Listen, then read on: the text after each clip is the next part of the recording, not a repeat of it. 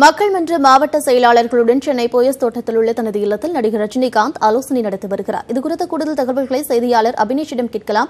அபினேஷ், மக்களவைத் தேர்தல் நெருங்கும் இந்த சமயத்தில் ரஜினிகாந்த் மக்கள் மன்ற மாவட்ட செயலாளர்களுடன் ஆலோசனையை நடத்தி வருகிறார். இந்த ஆலோசனையில் என்னென்னவெல்லாம் விவாதிக்கப்பட்டுக் கொண்டிருக்கிறது? கூடுதல் தகவல் சொல்லுங்க. ரஜினி மக்கள் மன்றத்துடைய மாவட்ட செயலாளர் கூட்டம் ரஜினியுடைய இல்லமான போயஸ் தோட்ட இல்லத்தில் காலை 10 மணிக்கு தொடங்கி நடைபெற்று வருகிறது.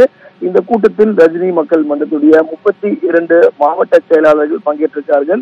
ரஜினிகாந்த் தலைமையில் நடைபெறக்கூடிய இந்த கூட்டத்தில் பல்வேறு மிக முக்கியமான விஷயங்கள் விவாதிக்கப்பட இருக்கிறது.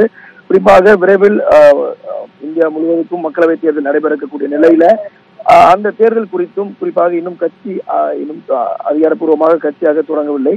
எனவே இந்த நிலையில இந்த கூட்டம் என்பது மிக முக்கியத்துவமாக இந்த கூட்டமாக கருதப்படுகிறது.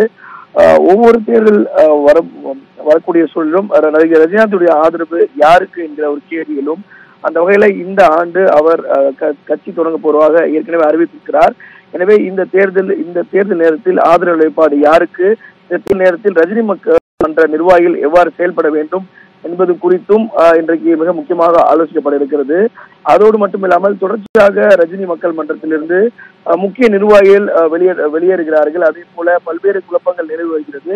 எனவே அதை சரிப்படுத்தவும் இன்றைக்கு மாவட்ட செயலாளர் கூட்டத்தில் மிக முக்கியமாக ஆலோசிக்கப்பட இருக்கிறது. இந்த கூட்டம் என்பது ஏறக்குறைய 1.5 மணி நேரம் நடைபெறுவதற்கான வாய்ப்புகள் அதிகமாக இருக்கு. அதற்கு பிறகு நடிகர் ரஜினிகாந்த் செய்தியாளர் சந்திப்பதற்கான வாய்ப்பும் அதிகமாகவே இருக்கிறது. ரஜினி மக்கள் மன்ற மாவட்ட செயலாளர்கள் ஆலோசனைக் கூட்டம் தற்போது நடைபெற்று வருகிறது. இந்த ஆலோசனைக் கூட்டத்தில் பல முக்கிய முடிவுகள் எடுக்கப்படும் என்று செய்தியாளர் அபினேஷ் தெரிவித்தார். உங்களுடைய தகவல்களுக்கு நன்றி அபினேஷ்.